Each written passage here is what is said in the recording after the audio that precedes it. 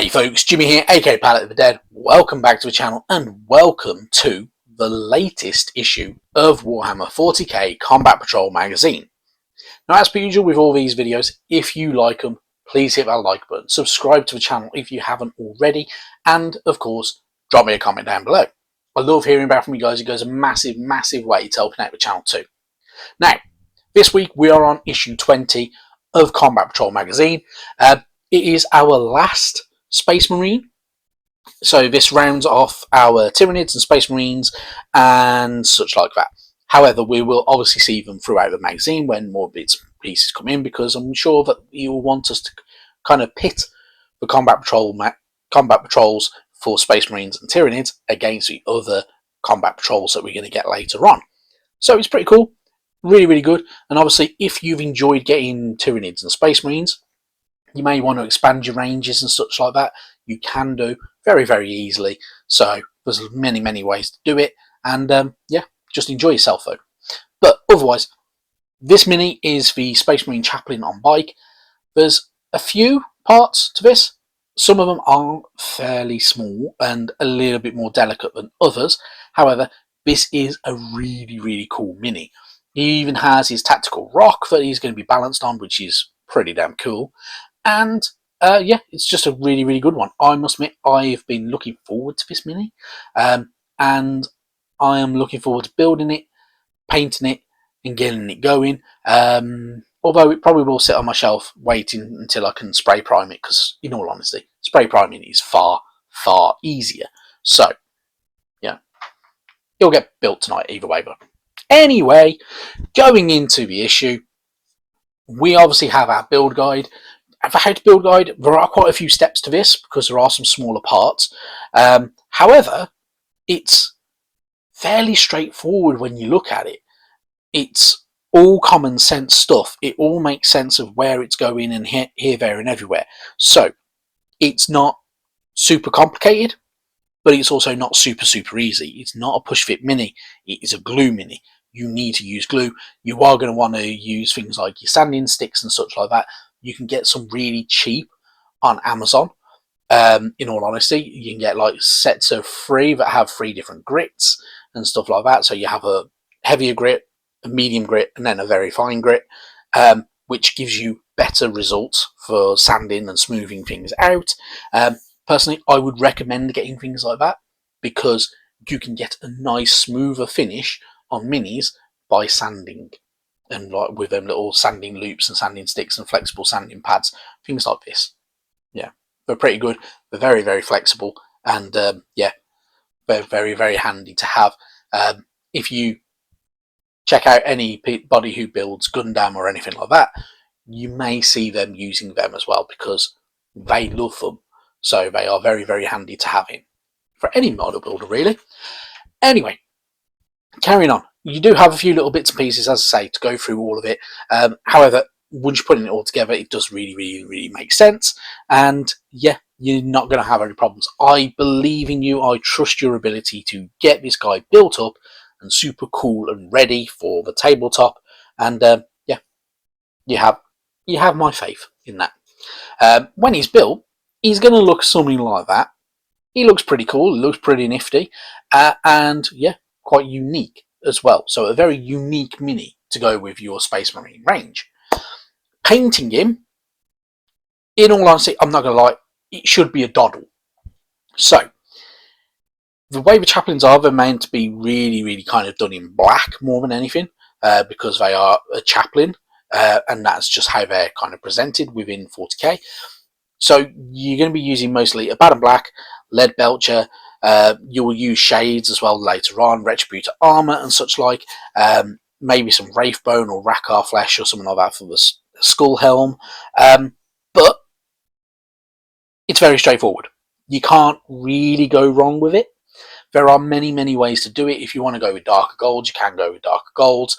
If you don't, you don't. If you want to use kind of contrasts or anything like that, you can. If you want to use sprays, you can. In all honesty, I recommend using a spray. Use a spray primer. You'll get a nice, smooth, flat kind of paint job out of it. especially for large areas of black where you don't want it streaky or anything like that. So I would personally recommend using the spray primer when the weather is right, or if you can, you've got a nice room where you can use things like that. Obviously, you need it round about the around about the 20-degree kind of region, not too humid, not too cold, and well ventilated, because you don't want to be breathing that stuff in. Anywho, the one thing I will point out with this is it tells you to use Macragge Blue on the shoulder pad. Now, this is up to you. Personally, I'm not a fan. I don't like having a blue shoulder pad. I don't think it looks too appealing. It may be really, really in-fitting with the actual kits, but for me, it's a no. I don't think I'll be doing the blue shoulder pad. I will keep with all black armour, just because it's how I prefer it, in all honesty. Once you've painted up all the base layers, you're going to have something that looks like this. We will be coming back to this mini later on.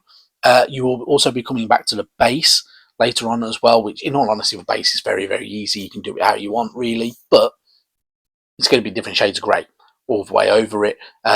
So if you don't glue the bike down to the base, you can take the bike off and dry brush that base and get it all looking really nice and cool, which will be far easier if you haven't got that bike in the way. Going on from there, though, obviously you do get the normal collecting page, so you can name the unit himself, give him his good old naming table if you want to as well, so you can kind of decide whether he's been heavily involved in recruiting new Space Marines, or if he's recording the deeds of his brethren in the great book that he keeps with him at all times and such like that. It is entirely up to you and how you want to roll, or if you don't want to do that, you don't have to, but it's entirely up to you. You do also get his data sheet. So obviously, because he's on a bike, he does have a 12-inch move. He is pretty cool. He does have bolter pistols that are attached to the bike itself, and he also carries a pistol, and he also has that staff of office, which is also a melee weapon as well. So he does have a few little tricks up his sleeve. So he's pretty cool, pretty nifty, and does some damage as well, which is always really, really good. Going on from there, though, obviously we get our kind of Chaplain on bike and how we're going to be able to utilise how we play with the Chaplain on bike. So he does have speed. He is an independent unit, so he does not need to be around other Space Marines at the time. And the only other thing, though, he does kind of lack a bit of synergy because he is a bit more of a loner and does really not really need to be anywhere else. But you can partner him up with people if you really, really wanted to, and he'll fit in quite well. He's pretty cool. He's a pretty cool guy. You do get the information on how to utilise his twin-linked kind of bolters on the front of a bike against any enemies and such like as well. So his special abilities, which is always really, really cool. Then we're going to move on. We go into the scenario. So written down is the scenario. We're going to be using the Captain in Terminator armour, the Chaplain on bike, and 5 Infernus Marines, going up against the Winged Tyranid Prime, 20 Termagants, 3 Von Ryan's Leapers, and 5 Barb Gaunts as well.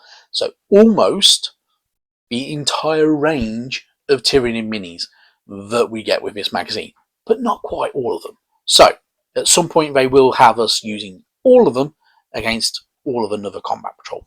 At some point. I can feel it in my bones, because that's the way I would do it anyway, really. So going through it, if you're going to play it step by step, this is going to kind of how it goes around if you really, really wanted to, and it'll be pretty cool.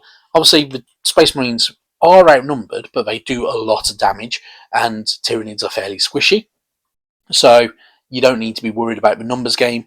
It's just going to be all the luck of the dice more than anything. So enjoy yourself, and it'll be a pretty cool one. And yeah, happy days. But obviously, once you've completed the games, if you favour Space Marines or Tyranids, you can look into how you can expand those armies if you really want to. You do not have to if you do not want to. You can just keep them as an individual combat patrol. I was going to do that, and then I remembered that I have got loads of Space Marines still from Imperium magazine that I have not painted, and quite a few that I have not built. So I've actually been going through and building those up and getting them ready, because I do have things like some Eliminators and such like that, and some Reavers. I have a good old Dreadnought, which I didn't even build. I have got Reboot Gilliman somewhere, which is not painted. He is built, but he's not painted. And I've got a few others as well. So, like Marnius Calgar somewhere as well. So, yeah. But really cool.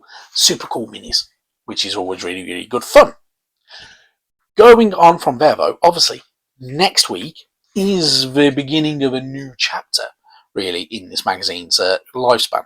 So, we're going to go Eldari. We get the Eldari Farseer as our first Eldari mini. It does look cool. It looks pretty nifty. It's one of them minis what I do really like. However, I don't want to go with a generic paint scheme, I don't think. So I may paint him slightly differently. If you're like me and you're going to go with a slightly different colour, in all honesty, if you have an Android phone, there is an app you can download called ImpCat. You can download from, I think it's megamilk.nz, which has loads of files for good old minis. You can download it, you can kind of digitally paint the mini. It's worth doing so you can work out a colour scheme. I've done it before with certain minis, and yeah, I've kind of tried to replicate it and it works pretty well. You can see it mostly with Vallejo paints, but you can download the files for all the Citadel colours if you wanted to. Talking of Citadel colours, though, issue 22 is a paint issue. We get Avalon Sunset and we get Catachan Flesh. Catachan Flesh is a kind of a browny, earthy colour. So yeah, it works very good for things like leather and leather straps. You can use it for darker skin tones if you want to, but it is entirely up to you. At the end of the day, they're your minis. Enjoy it, paint them how you want, and yeah, just enjoy yourself. Anyway, that is it for this issue. When the other issues that are missing turn up, we will go through all of those, and I will post some photos of all the minis I've painted up so far from the magazine's run at some point when I've actually completed them. So when I've completed these combat patrols, I will post them at some point. We'll see when. Anywho, thank you very much for watching, and yeah, I'll see you sometime soon. Bye bye now.